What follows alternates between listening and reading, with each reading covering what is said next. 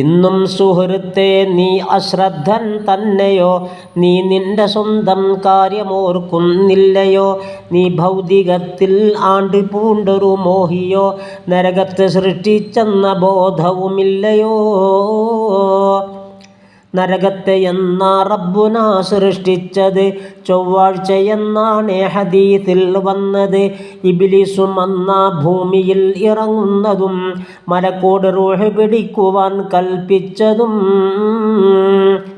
അയ്യൂബ് നബിക്കന്നാ വിപത്തുണ്ടായതും മക്രൂഹുമാക്കും വന്ന് വെപ്പിക്കുന്നതും. ആ ദിവസമിൽ ഒരു നേരമുണ്ടതിൽ രക്തവും പുറപ്പെട്ടു പോയാൽ മുറിയലില്ലൊരു സമയവും. അതുകൊണ്ട് ചേലാ കർമ്മം അന്നേ ദിവസമിൽ ചെയ്യാതിരിക്കൽ വേണ്ടതാണ് ഈ തത്വമിൽ. ഇവയൊക്കെയും നീ ഹലബിയിൽ കാണുന്നതാ, അത് 2:12 ബയാൻ ചെയ്യുന്നതാ. കരയുന്നതാണേ നരകമിൽ ദുർമാർഗികൾ, കൈത്തോട് പോൽ ഒഴുകുന്നതാ കണ്ണീരുകൾ. കരഞ്ഞിട്ട് നീരും വറ്റിയാലോ പിന്നെ ഒഴുകുന്നതാണതിൽ നിന്ന് രക്തം പൊന്നേ. സുഹൃത്തുക്കളെ, തിരുമുസ്തഫ പറയുന്നു, കപ്പൽ നടത്താൻ സാധ്യമാണതിലെന്ന്.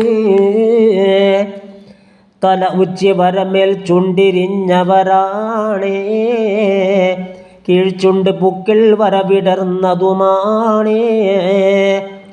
ഈ രീതിയിൽ അവരന്ന് പല്ലിടിക്കുന്നതാ, അത് കാലിഹൂൻ എന്നുള്ളതിൽ വിവരിച്ചതാ. ഇരുമ്പിൻ്റെ ദണ്ടും നരകമിൽ കാണുന്നതാ,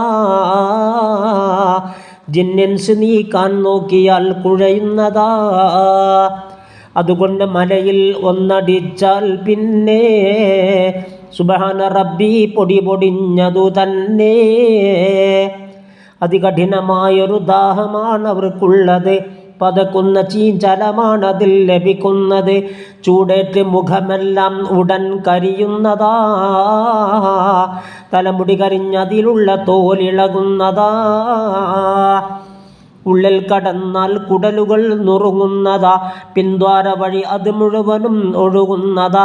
സുഹൃത്തുക്കളെ, തലയിൽ ഹമീം ഒഴിക്കുന്നതാ, അത് രോമകൂപമിൽ കൂടി അകത്തെത്തുന്നതാ. അകത്തുള്ളതെല്ലാം തൽക്ഷണം ഉരുകുന്നതാ, കാൽവഴി ഒലിച്ചിറങ്ങുന്നതായി കാണുന്നതാ. 42 മുഴം ഖനം തൊലിക്കുള്ളതാ, അണപ്പല്ല് ജബലുഹദോട് സാമ്യവുമുള്ളതാ എന്നുള്ളതും തിരുമുസ്തഫ പറയുന്നതാ. തുർമുദിയിലുണ്ടിത് നോക്കിയാൽ കാണുന്നതാ. നാക്കും പുറത്തേക്കായി അവർ തള്ളുന്നതാ, ഒരു ഫർസഖും അതിലധികവും നീളുന്നതാ. ചവിട്ടുന്നതാ നരകത്തിലുള്ളവരും അതിൽ എന്നുള്ളതും സുവ്യക്തമാ നബിവാക്യമിൽ. അവർക്കുള്ള ചീഞ്ചലമിൽ ഒരേ ഒരു തൊട്ടി, ചൊരിച്ചാരി ലോകം നാറ്റമാൽ ജനം മുട്ടി. വർഷം 1000 നരകമിൽ തീ കത്തലായി, ചൂടേറ്റു നിറമപ്പോൾ കടും ചുവപ്പുള്ളതായി.